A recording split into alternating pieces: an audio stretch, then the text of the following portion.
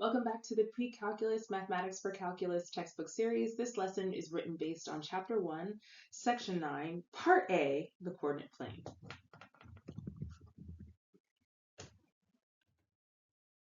In today's lesson, you're going to learn how to graph points in the coordinate plane. And before you start the lesson, you should know how to graph on a horizontal number line, and we'll just extend it to the vertical number line. You're also going to learn a bunch of new vocabulary, so let's get started. For our warm-up, plot the following points on the number line below. Pause the video and restart when you're ready to see the answers, and I will show them now. Okay, how'd you do? Now, this is important for our lesson today, so if you struggled with it, go back and you're reviewing Chapter 1, Section 1 in the book. Let's begin. Just as in the warm-up where you plotted points on a horizontal number line, points on a plane can be identified by an ordered pair of numbers to form the coordinate or Cartesian plane. To do this, we draw two perpendicular lines that intersect at 0 on each line. Usually, one line is horizontal with a positive direction to the right, and that's called the x-axis. The other line is vertical with a positive direction upwards and is called the y-axis. The point of intersection on the axes is called the origin, and we usually use the letter O for that. The two axes divide the coordinate plane into 4 sections called quadrants, which are labeled 1, 2, 3, and 4 counterclockwise, and you must use Roman numerals.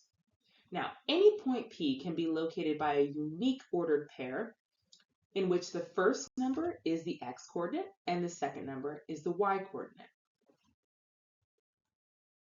So let's graph the points below on the coordinate axes provided. If you feel ready, give this a try on your own. Remember, your x-coordinate is going to tell you whether to move left or right, and your y-coordinate will tell you whether to move up or down. So first, A. I need to move left 1 unit and up 3 units. That's because my x-coordinate is negative, I go to the left. My y-coordinate is positive, I go up. Part B, I have a positive x-coordinate and a negative y-coordinate. So I'm going to go 5 units to the right and 4 units down. Okay, finally, oh, I forgot to say the quadrants. Point A is in quadrant 2, point B is in quadrant 4, sorry. And C, we don't have to do anything on the x-axis, but we should move down 2 units on the y-axis, and this does not have a quadrant. If you have a point that is on one of the axes, it does not belong to a quadrant. In example 1a, we need to sketch the region given by the set S, xy, such that x is greater than or equal to 0. Okay, this notation looks crazy, but don't let it worry you too much. It just means that we should graph all values of x and y such that x is greater than or equal to 0. The points where x-coordinates are 0 or positive lie on the y-axis or to the right of it. So I'm going to draw a solid vertical line at 0 on the x-axis. That's the equality.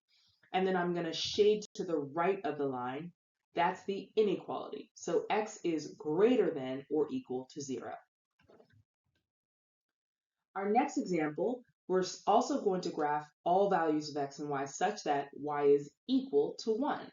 Okay, so that means that that's going to be the set of all points with a y-coordinate that is 1, which is just a horizontal line at 1 on the y-axis.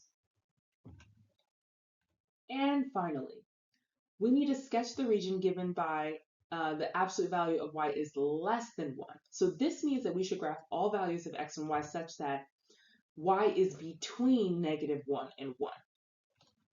This region consists of points in the plane that are between a dashed line for y equals 1 and a dashed line for y equals -1. So this is a strict inequality, so it can't be equal, so we use the dashed line, but guess what? We need to shade in between. Great job today learning about the coordinate plane. Before we go, turn to your partner and determine if the following statement is true or false. Ordered pairs on the coordinate axes are not in the quadrants. I'll see you in the next lesson.